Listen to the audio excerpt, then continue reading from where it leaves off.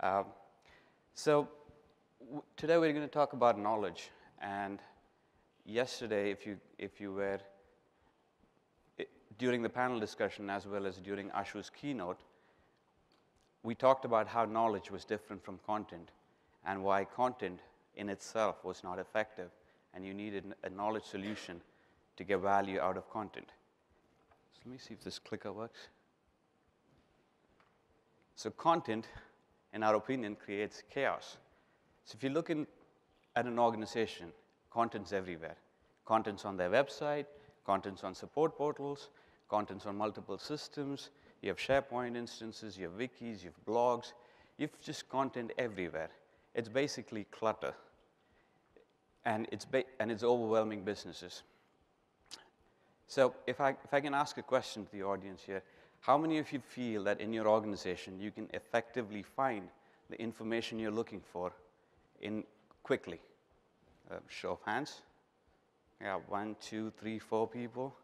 So yeah, halfway. Yeah, that's kind of what we feel as well. Most organizations, people cannot find the information that they're looking for. And even if they do manage to find the information, you don't really know if it's the right information. Can I use it? Is it the latest information? Has it been updated since I found it? Is it right for the channel that I'm trying to use it for? None of that is present as part of the content. So in most organizations, finding the information, actually finding the right information, is difficult. So let's take a look at why content management alone is not effective. So we're going to go into a few myths of content management systems. So the first one is build and they shall come, or create and they shall use, or as Yoda would say it, build and come they shall. So the big focus here is on creation of content.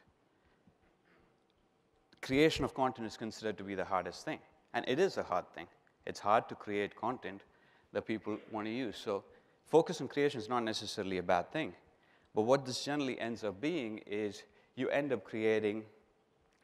installing a tool or multiple tools that allow you in content creation.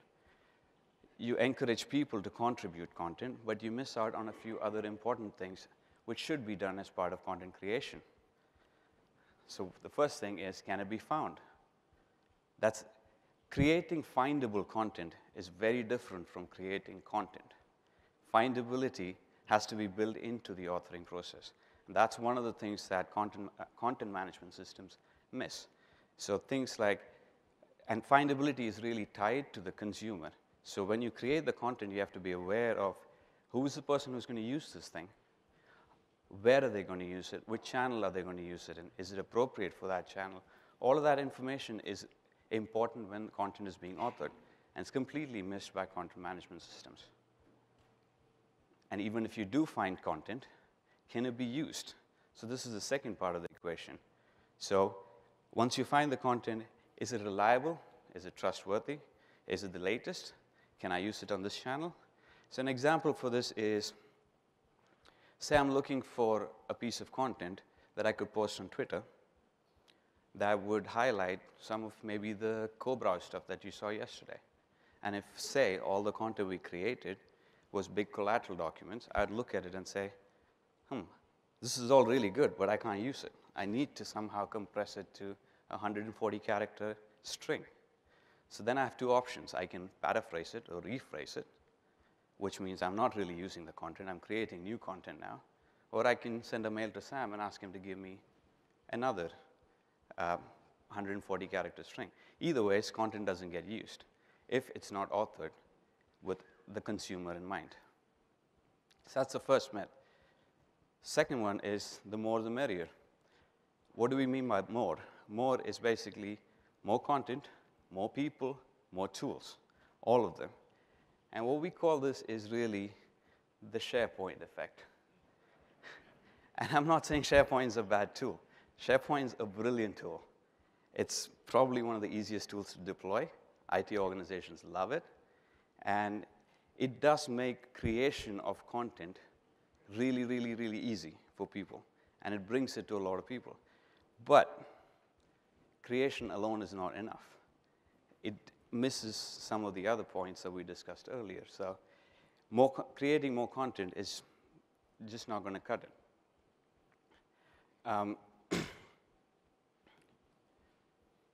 So the other thing here is, sorry. We've seen content strategies that range all the way from let's go create content, let's bring people into, let's just store everything. Let's store everything that that we come across. So we'll always have content to tackle any particular business problem. Now, there's obvious issues with it. You're just going to store a lot of content. But it works sometimes if you're an individual. I do it. Many of you might be using a popular tool called Evernote. I use it a lot. So I just throw stuff into it. I tag it around. And then when I need it, I kind of know how to get to it. But if I take my Evernote database and give it to all of you, there's no way you'll find anything. That's the same problem that you'll see in the enterprise. It works for individuals, doesn't work for enterprise. So one of the customers that we were working with is a large North America bank. We've actually seen an instance where they had 60 distinct SharePoint instances within the organization. And they all contain content. So just think about somebody trying to find information who has to sift through 60 different SharePoint instances just to figure out where the information is. And even if you do find information, it's probably going to be duplicated. And whoever is maintaining it is probably not going to be able to update all of them at the same time. So it just creates more chaos. So the third one is search and you shall find. This is the most popular one, and this is the most interesting one. So the key here is the assumption that tagging makes content findable. So all you need is you create a lot of content, and then you bring a bunch of tags and you tag them around, and then suddenly, magically, it's findable content because now you've tagged it. And search is the ultimate solution. So you tag all your content, put a search box on top of it, and it's instantly findable, right? We call it the Google effect. And again, Google's a great, they're great at what they do. But let me ask you a question before I even proceed. When you go to company websites, they normally have a search box at the top. How many of you actually use that search box? And how many would rather just go to Google and type the same search term in? Search box? Yeah, 1, 2, Google? Yeah. So it has to do with the expectations set by what you would get out of the search box. When you go to Google, your expectation is Google's looking at a large corpus of knowledge, and they're very good at it. They probably would bring it up in the first few results. But your expectation is it's going to be in the first few results. It doesn't have to be the first result. It doesn't have to be the content that I'm looking for. As long as it's up there somewhere, you're happy. You look at it. The expectation that you place on content out of Google is different from the expectation that somebody would place on content on your intranet site. If I'm going to a company's website and I'm searching for information, I want to get the most relevant article. I don't want it to be the 5th article. I don't want it to be on the 2nd page. Because you already know who I am. You should be able to serve up content that I'm looking for.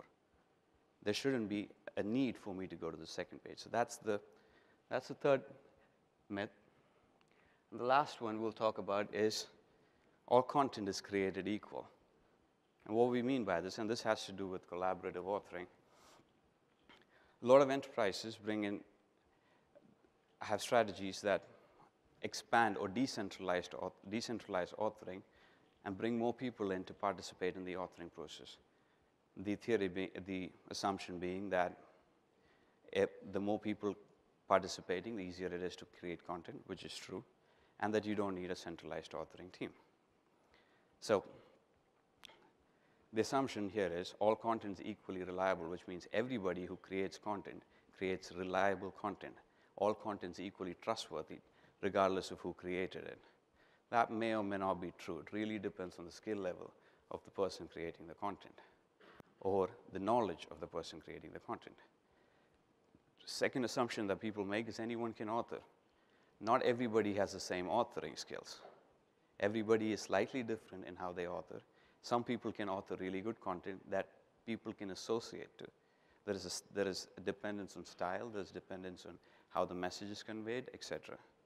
So, and the last one is workflows are all I need. So the first two problems that I mentioned, the solution to it is I'll just put a workflow and I'll put reviewers on top, so I'll assure content quality. Now, the reviewers have the same problem. Every reviewer has a different style, so the content coming out of different reviewers is going to be different. The only way you can really control it is if you tighten the funnel up and have very few reviewers that actually have permissions to publish. And in that case, you're back to the same thing. You have few people who have access to publish anyway, so you've throttled it back down. So doesn't really, decentralization requires a few other things that we will talk about in the next few slides. It requires more than just workflows to make it work. So much for the myths. So how do we solve the problem? How do we make content useful? So content creation is being handled in enterprises. How do we make it useful? That's where knowledge comes in. So knowledge is what takes content from creation to consumption. The focus of knowledge is the consumer, not necessarily the creator. It is also the creator because creation has everything to do with consumption. But the focus of knowledge is on consumption. And that's where the differentiation between knowledge and content happens. So knowledge is what allows you to extract value out of the content that you've already created in the organization. It focuses on who is going to use the content, who your consumer is, where is it going to be used, and how is it going to be used. Those are the things knowledge focuses on. And that's the reason why knowledge is a more effective solution, or knowledge has more value. So let's take a look at why knowledge is so different from content management and how it helps organizations. So we'll just go through attributes of knowledge. So the first one is knowledge is findable. Now you would say, put a search on top of content, content's findable. But key to findability is not the content. Key to findability is the question. And the reason why I say key to findability is the question is, when a customer comes to you with a problem, the customer asks you a question. The customer is not going to put together words that say, whatever, iPhone, LG, Bluetooth, headset, crash. If somebody walked up to you and said that, I would probably not talk to that person again. I'll be really scared. So customers ask you questions, but most content management systems, or most systems, look for or try to match the customer's query against content, which is really answers. It's not a one-to-one match. And to illustrate why a question is really impossible, let's take a simple example. These are 3 questions. When do I pay my bill?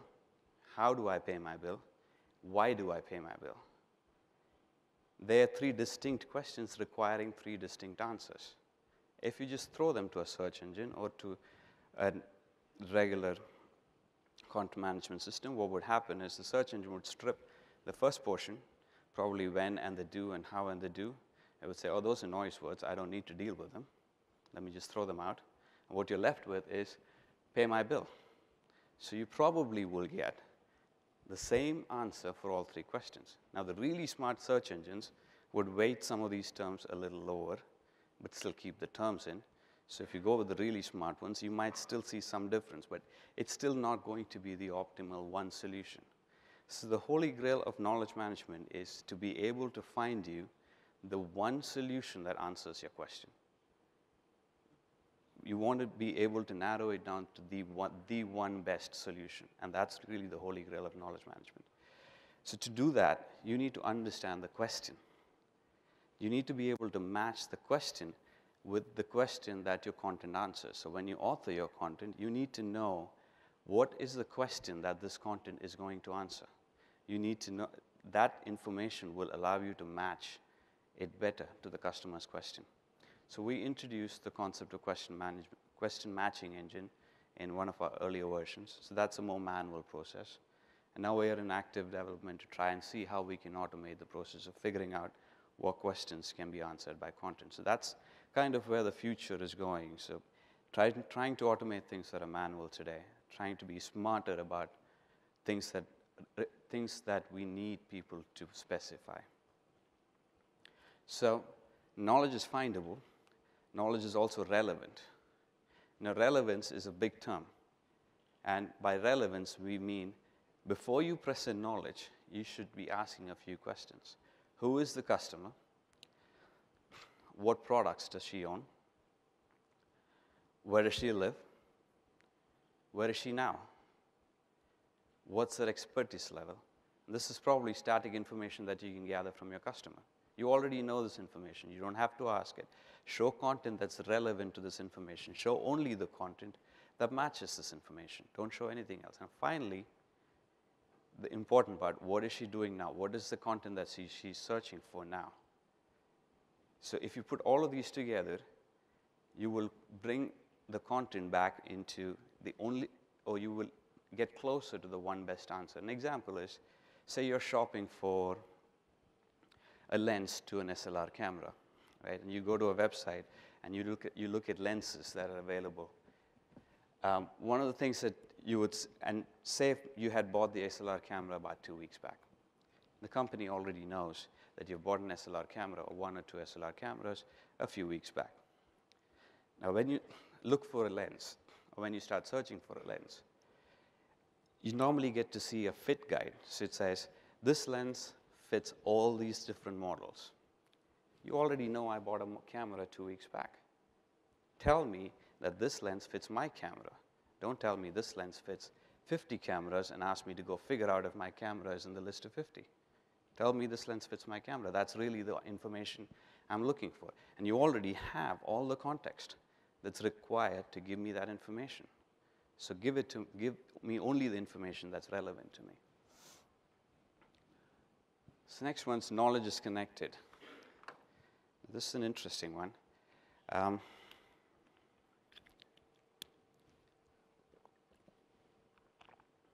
So by connected, what we mean is, in any enterprise, knowledge is going to be present in different systems. It's impractical to try and bring everything into one system. There's just too much content, there's too many teams involved, and sometimes it just logically needs to be present in other systems. So a good knowledge system needs to be able to find, access, use knowledge from multiple sources. Now you'd say, a lot of knowledge management systems already say they do it. By means of federation, you can go out and get content that's in other systems. We do it as well. But with federation today, the limitation is, or generally how federation is implemented is, you either look for an API the other system exposes, you throw a query to the API, and then you bring in all the information that the API brings back and just throw it back to the user. There's not a lot of intelligence added to it. Or if there is no API, it's an intranet site, you try and crawl it, index it, again, basic indexing, bring the information back and throw it at the user. You're not driving towards a single best answer. To try to get to the single best answer, you need to be able to understand the content that's in all these different sources. Some of the content might be structured, so that makes it easy for you to understand the content. Some of it might be unstructured, so you need to have the ability to infrastructure from unstructured content. Again, this is also an area of active research. I don't think there are any tools in the market that do this really well today. So again, this is some of the areas that we are actively researching and trying to figure out how we can do these. So knowledge is connected. Knowledge is also proactive. Now this is really key. By proactive, what we mean is you need to be able to present, or you need to know that knowledge is needed at a particular place. You will know that knowledge is needed at a particular place based on other events that happen. An example for that is, say somebody goes to your website and buys an iPhone. 2 days later, the same person comes and buys a Bluetooth headset from your website. you already know the person is going to try and connect the Bluetooth headset with the iPhone. You already know there is a need for knowledge. So serve it up before he asks you for it. Show him the article while he's purchasing the Bluetooth headset. Tell him, hey, this is how you connect it to the phone you bought 3 days back. That makes it really powerful. You've already connected with the customer before they've asked you a question. So that prevents the customer from coming back to your support channel trying to figure out how to connect the phone and the headset. And don't ask unnecessary questions. And this is really key. And this goes to support side. So let's take an example on this one as well. Say, when you call into a cable company, the first question they ask is your router on? Can you see is your cable box on? Sometimes it's a valid question, but a lot of the times they already know the answer to the question. They can ping the router from their setup. They don't need you to tell them whether the router is on. So if they know the answer to the question, why ask the question? Don't even ask that question. You know the answer, go forward with it. So that's another key for proactive knowledge. There are a lot of places that we could use proactive knowledge even today. So you'd see widgets being used on websites. That's proactive knowledge. As people are shopping for specific products, you show them the related articles to that product, saying, oh, these are some of the articles that are related to the product. Would you like to look at them? That's proactive knowledge. As an agent answers a phone call, you know the customer, you know his history, you know the products that he's bought. Pop up a screen that tells the agent everything about the customer and all the products that he owns and the articles related to the products. That's proactive knowledge. You know the agent's going to look for that information. Serve it up before he asks for it. Don't wait for somebody to ask for it. That's really being proactive. Knowledge is available, and this is an interesting one, because this is something that everybody claims today. And when knowledge is available, what people generally claim is knowledge is available across all touch points, across all devices. So by touch points, meaning channels. So it's available in your contact center, on your website, etc. It's available across all your devices. So maybe you have responsive design that would move things around, make it look nice on a cell phone. But to be truly available, there's a lot more other things that knowledge needs to be available on. It needs to be available to processes within your organization, external to your organization, stakeholders, your other systems, ERP, CRM, any other systems that you're using. Basically, the same knowledge should be driving your entire enterprise. That's when knowledge is truly available, and that's what a good knowledge system will enable you to do.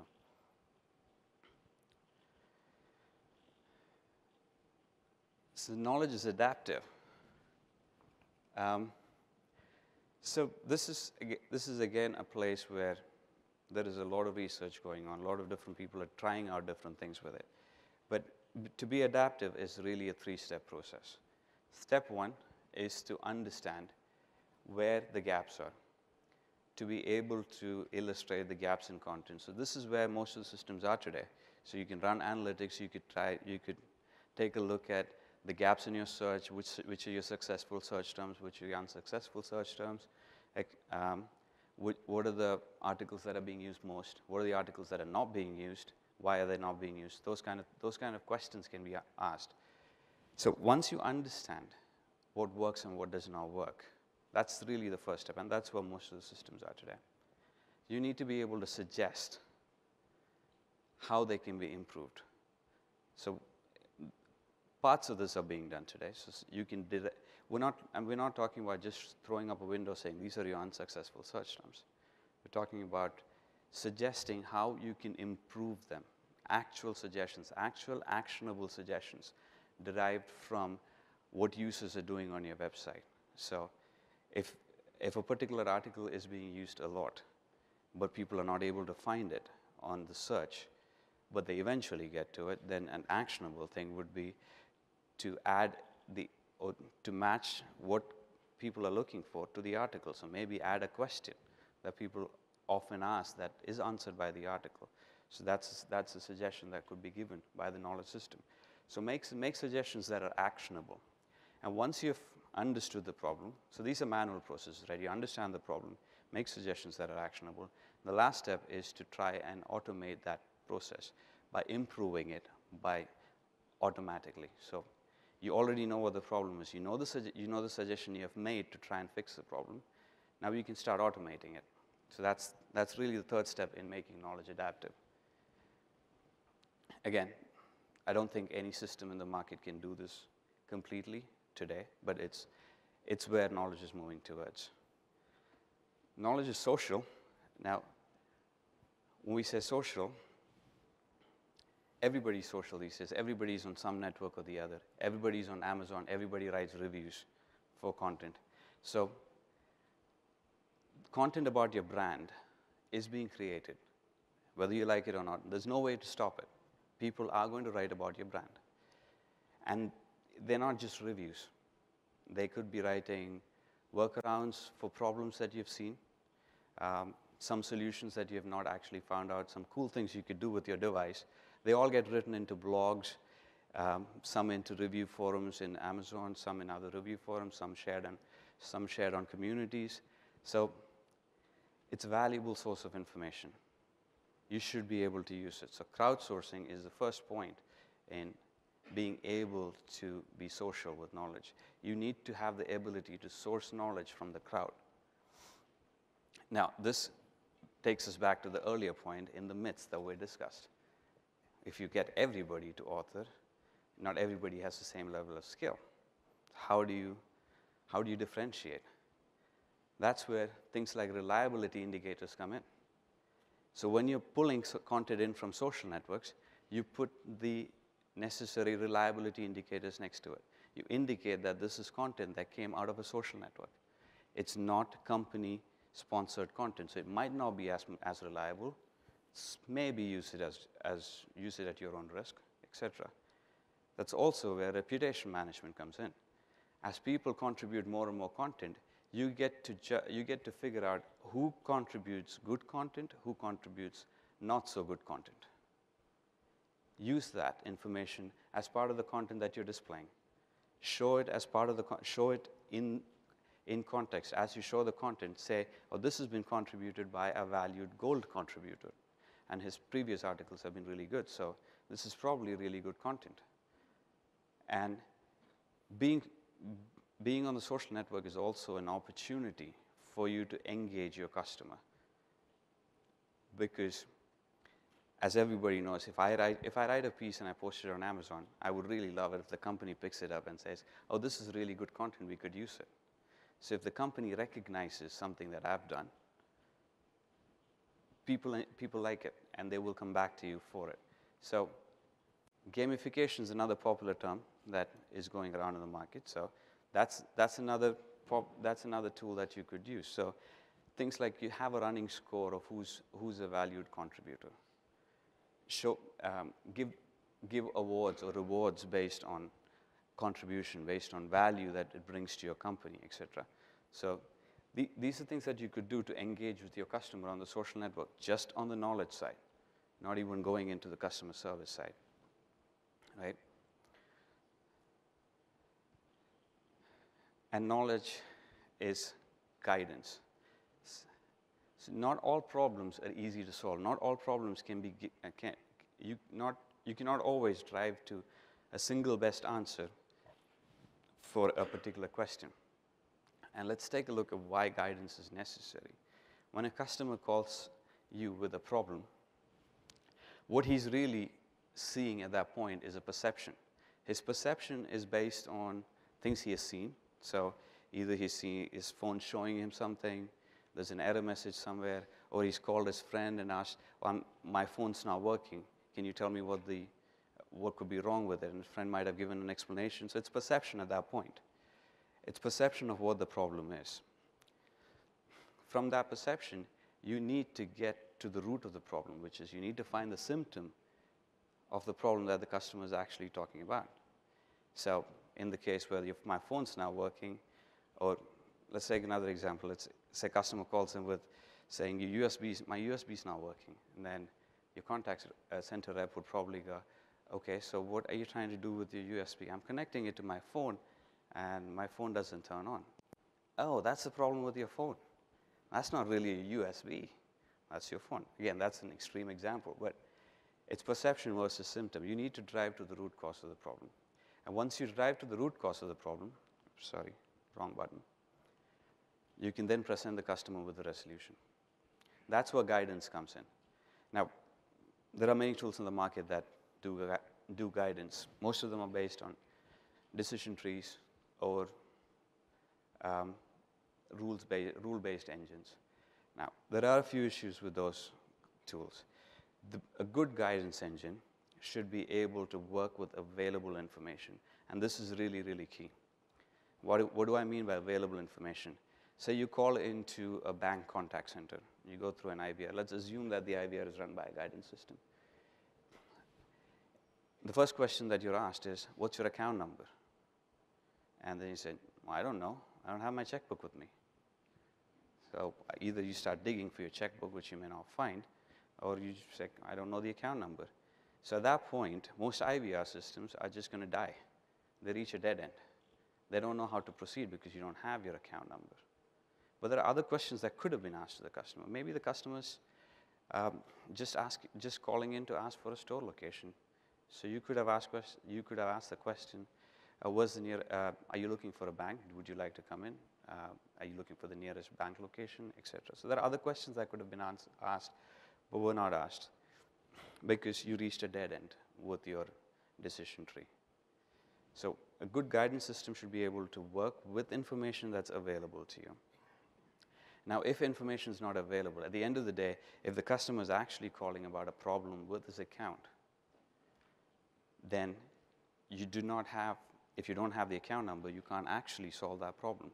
But you can provide the customer at that point with the next best action. You could say, if it's a complex problem, hey, we know you're located in this location. Why don't you walk into a branch?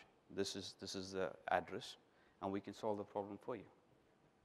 So that's the next best action. You provide the customer with the next best action based on available information. You should never get stuck in a dead end. That's what a good guidance system can help you do. So knowledge is guidance. And finally, knowledge is impact. And this is real measurable impact. And we heard many people talk through the course of the sessions yesterday about how 9 out of 10 CEOs are looking into investing in customer engagement.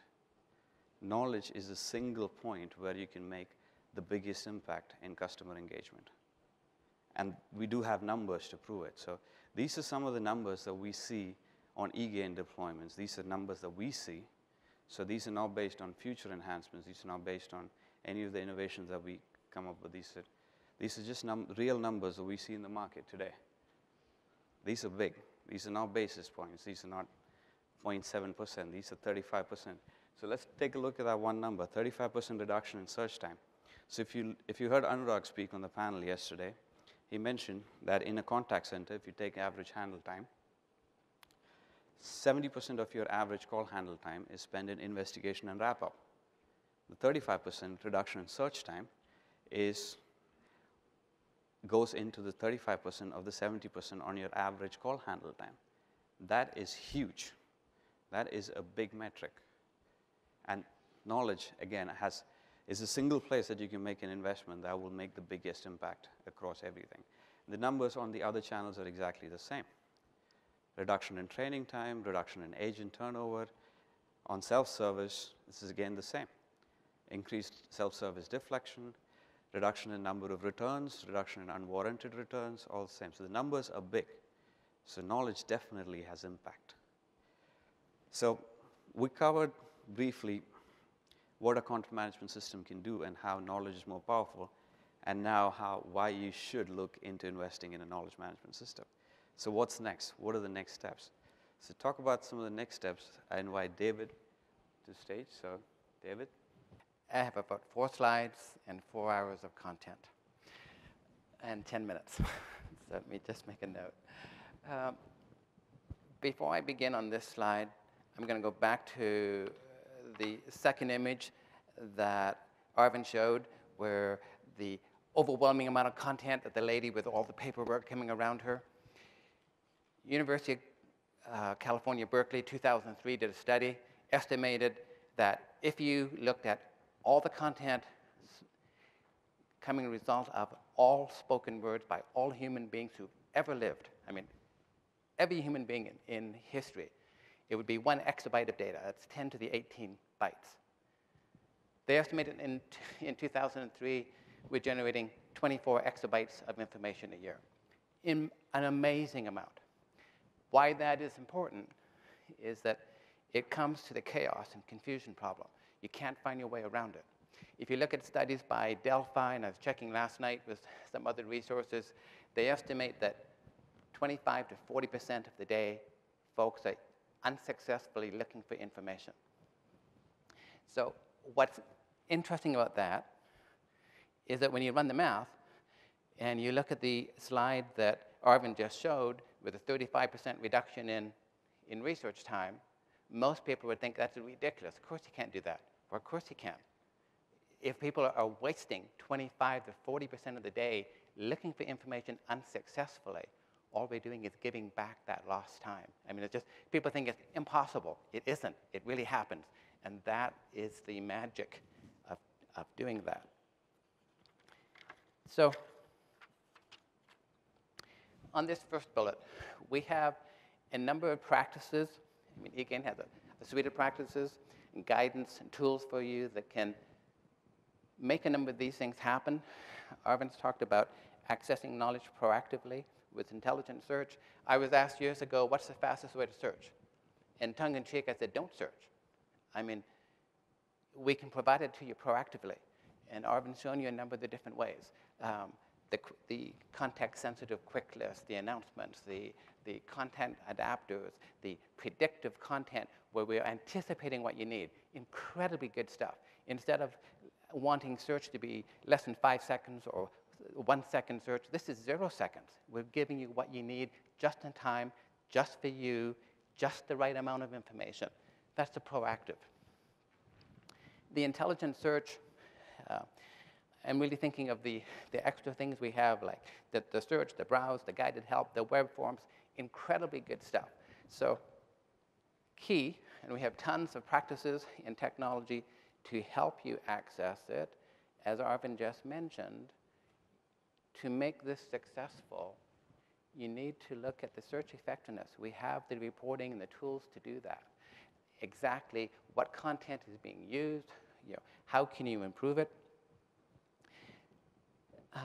Last night, the Canon team was recognized for the improvement they've had in their search success, and it's come from exactly that, analyzing their search, what's working, what isn't, identifying what actions to take to improve it. Let me just make a note. Creation. Arvind talked about the 2 different models of creating: distributed staff, the content creation by the dedicated team, drawbacks in both. And his point is that you need both, and you really do.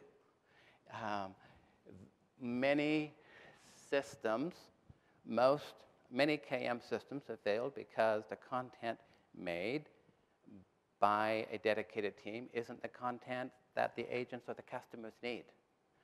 And a way around that is having the distributed model coming from knowledge center support that allows you to do that, as well as the knowledge curators to improve it. So, I mean, it's a 2-day class I can teach, but this concept of a blended approach of distributed creation as well as the knowledge curators, hugely important. Again, we have tools and methods in place that will allow you to analyze that content, as Arvind mentioned, what's being used, what's not being used, who can create that for you.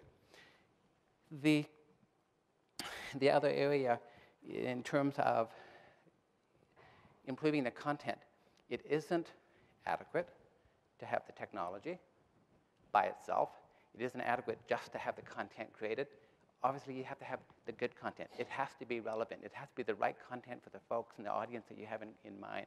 So again, eGain has tools, processes, technology in place that allows you to measure the goodness, the quality of that content. How good is it? Is it meeting your needs for agents and for customers? And not only measure it, but how do you improve it?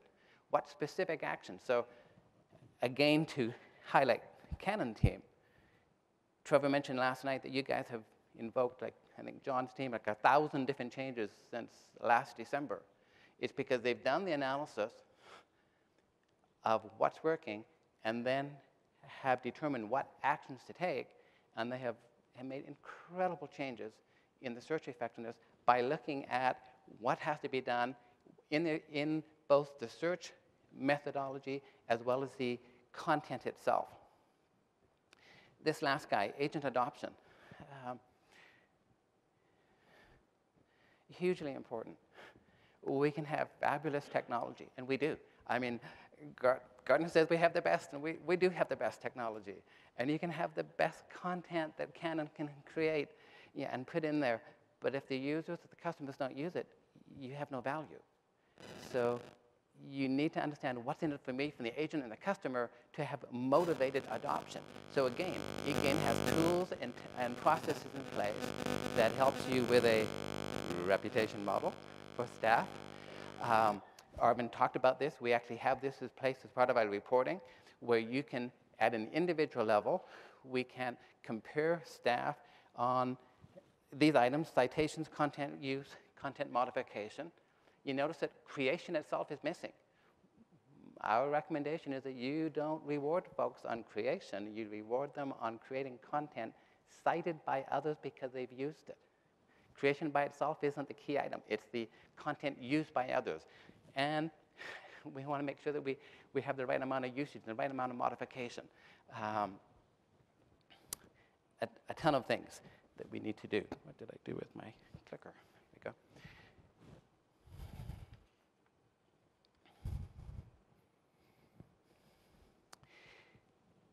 So I have 3 slides, which are really things that I would encourage you to consider doing on Monday. I am tempted to put the word should do in here, but I was in a management class some years ago, and the assignment was to go home at night and tell your spouse, my wife, 15 things that she should do, and then report back the next day as to her reaction. I've been married nearly 41 years. I didn't have to go home and ask my wife to tell her 15 things that she should do. It was pretty evident what it would be. So these are our suggestions to you. So, and ideally, write these down. On Monday, put a program in place to actually measure the effectiveness of your search, the relevance of your content. A program in place to see where can you, in fact, provide proactive knowledge. We've talked about it, Arvind's talked about it, I highlighted at the automatic, don't search, deliver up what's needed, just in time, just the right amount, just what they need for that particular audience. Look at the content connectivity in the gaps. I don't know why I'm getting a problem here. Oh, I do.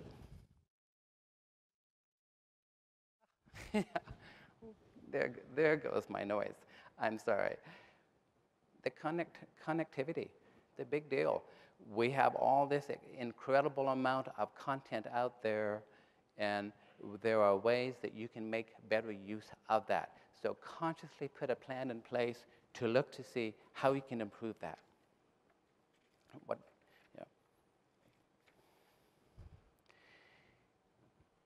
Thoughts about consumption. Monday, consider looking at how many articles are out there that are being used versus total. Arvind mentioned this too. Consider looking and identifying those authors that are creating content that's not widely being used. I'm a strong advocate of having a distributed model, 2 levels, the A and B, the curators as well as the distributor. But we need to know who's making content that is actually being used by others. This 3rd bullet, make sure that you have the right mix, the right roles of folks. Do you have enough people in a distributed model? Do you have enough curators? I mean, there's a whole process around this. You need to make sure you have that. This enhanced the B-loop authoring, the weakness that Arvind spoke about. If you have a distributed model, and you don't manage it, you have garbage in, garbage out. So this B-level component is what John Brockman's group at Canon is doing, is really analyzing what's being done by the first level group to determine what has to be made. In a distributed model, when people first make the content, we don't know if it's going to be of value or not. But the concept is that if it was worth answering, it's worth recording.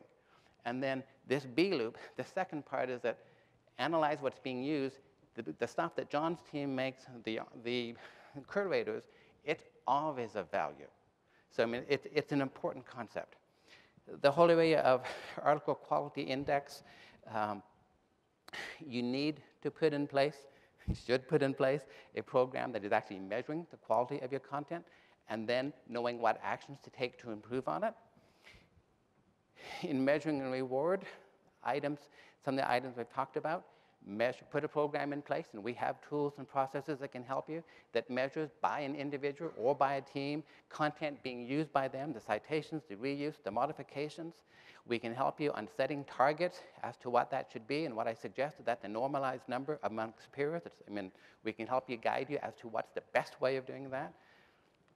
Do not reward users for creation. When I was setting up a program in the 80s, I had a VP that paid staff $1 for every solution they created. So they had an engineer went out to the Microsoft site, loaded up 1,000 tech articles, and wanted $1,000. They weren't relevant to the company, but they were paying on a quota. Don't do that. Don't do that. Every company has wrong thing to do. So the good news is Einstein was correct. E does equal mc squared. But in my terminology, this is your knowledge excellence.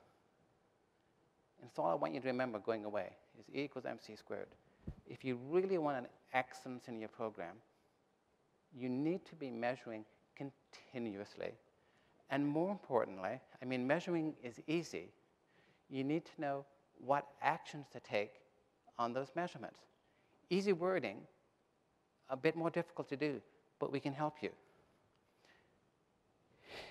So, and this is the last slide that I have, but I was talking with Fred Sponer yesterday on slides. Hopefully, some useful points for you about knowledge everywhere, but so what? Did anyone last night gamble and double their money? Show of hands, anybody? Well, according to the American Productivity Quality Center, reference a book here by Carla Odell, their study is that on their companies, the average return every year is 222%. They have if they invest $152 per year per knowledge agent, they get $337 back per year. That's 222% year after year. Put in 10 million, you get 22 million out. I mean, just this works. I mean, I've worked with a couple hundred companies around the world. People think it's impossible you can have these huge benefits. We have tons of data. I love to look at published numbers in companies and books such as this. The reason for knowledge everywhere, the reason our interest is that the returns are incredible. You have to do it right. And if people say it can't be done, you can't get those numbers, they're wrong. It's difficult. There are things you have to do, but the returns are mind-boggling. But it's not a project, it's a program. And you should do these 12 or 15 things I had here. But it really, really works. Thank you.